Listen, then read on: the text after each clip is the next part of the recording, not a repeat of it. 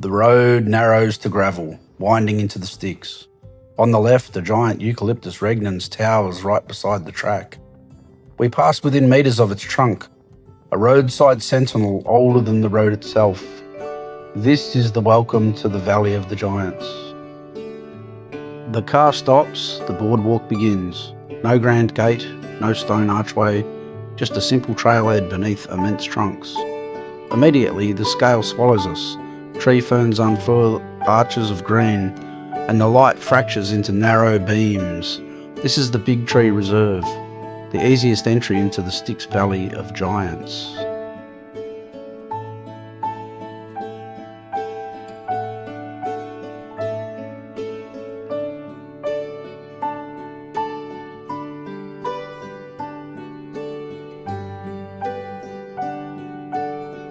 On the left stands the Big Tree, 86 metres tall, more than 16 metres around. Nearby, the bigger tree rises slightly higher, rooted deep in fertile alluvial soils left by ancient rivers. Both are Eucalyptus regnans, swamp gums, the tallest flowering plants on Earth. Some here reach 90 metres, living for 5 centuries or more. Around them, moss carpets fallen logs, glistening after rain, while ferns spiral skyward from the shadows.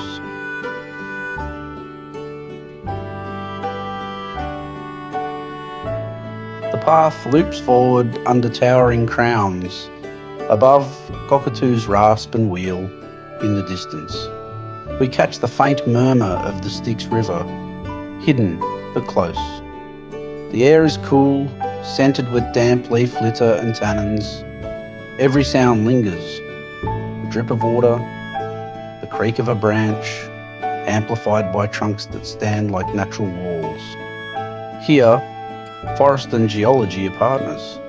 These giants thrive because of the soils, deep, fertile, formed from ancient volcanic dolerite breaking down into rich loams that trap water and nutrients.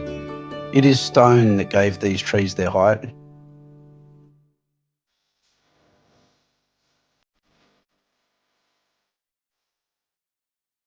The boardwalk bends back, every corner revealing another trunk worth tilting your head to.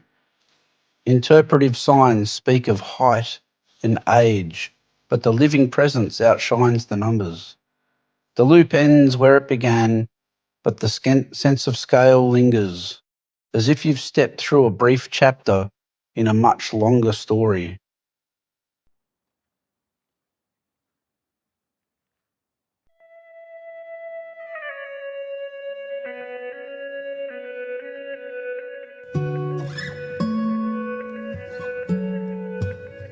What we've seen is only a glimpse of the Styx. Further inside lies Tolkien Grove, a rough track leading to Gandalf's Staff, once home to the world's highest tree sit protest. The two towers, twin trunks rising together, and the chapel tree, with buttresses like cathedral walls. Nearby stands the Andromeda Stand, younger Regnans already soaring beyond 85 metres, proof that the Styx regenerates, and that new giants are always on the rise.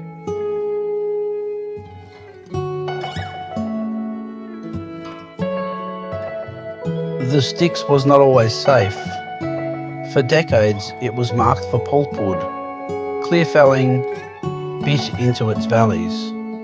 In 2003, Grande, then Australia's largest tree by volume, was lost in a regeneration burn after logging nearby. Its death became a turning point. Protesters climbed giants, built platforms high in Gandalf's Staff, and drew the world's eyes here. In 2013, the Styx was added to the Tasmanian Wilderness World Heritage Area. A year later, efforts to undo that listing failed. The giants remain defended.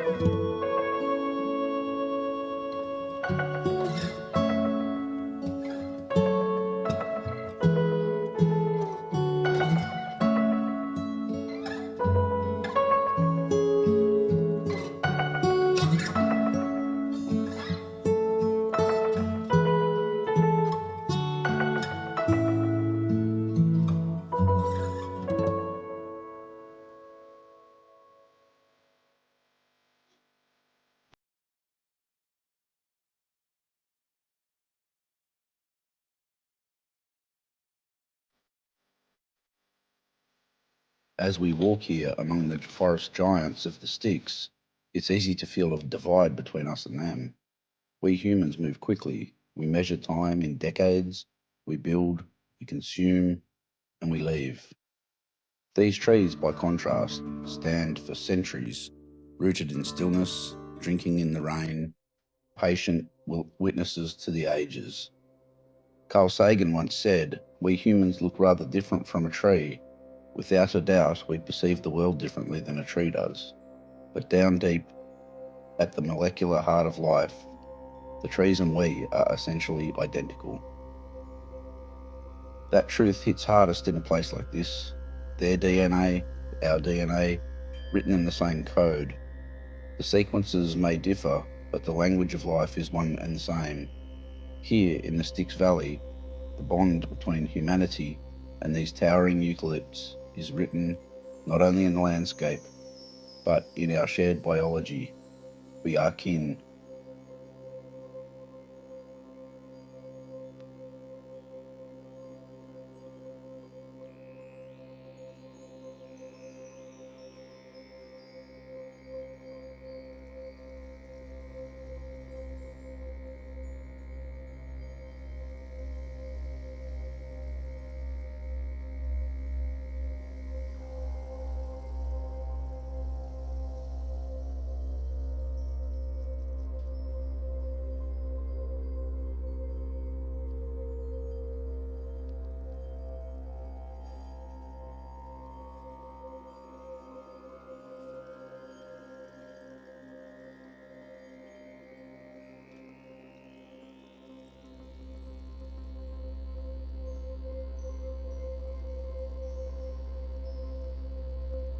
Hermann Hesse, in Trees, Reflections and Poems, 1920, said, "For me, trees have always been the most penetrating creatures.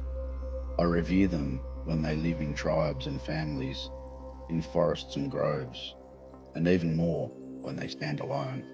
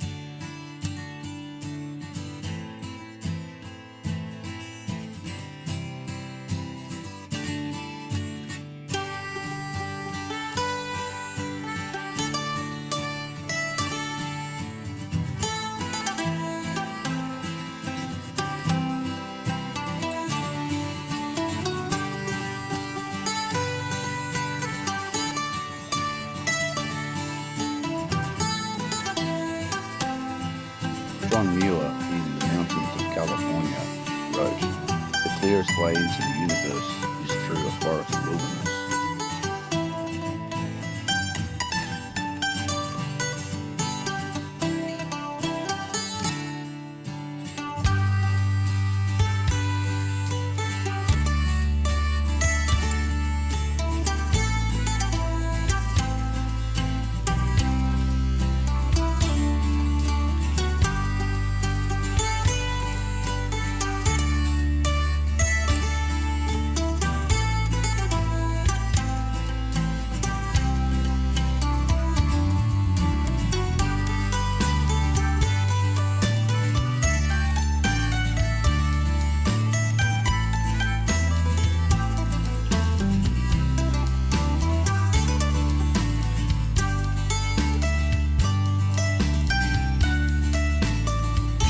battle in his 1854 speech, said, "Man did not weave the web of life, he is merely a strand in it. Whatever he does to the web, he does to himself."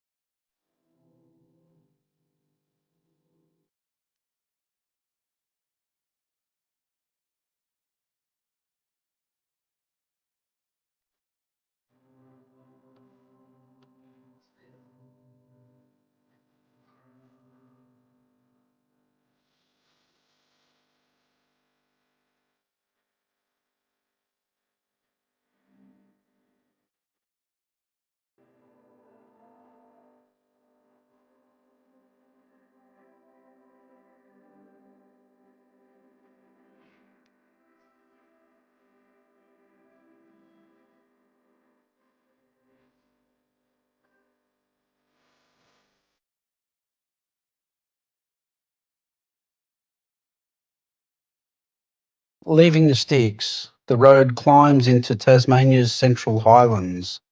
The forest thins, giving way to open ridges and scree slopes. These boulder fields are mostly Jurassic dolerite, magma that pushed into the crust 170 million years ago as Gondwana began to split. When it cooled, the rock fractured into columns and blocks.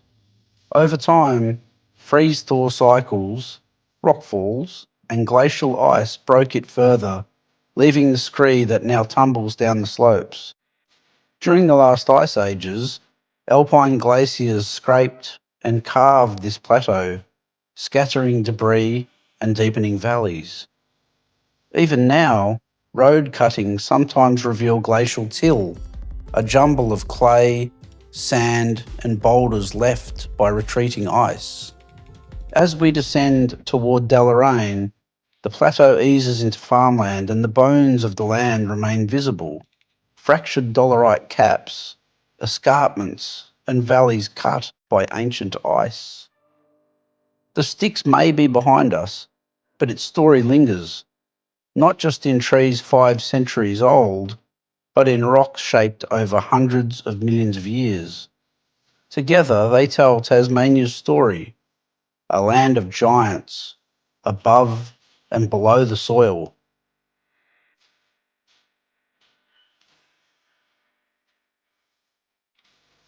Thank you for walking with us through the Styx Valley of the Giants. Here on The Tree of Us, we share the stories of the world's great trees, the forests they guard, and the people who protect them. If this journey inspired you, subscribe for more.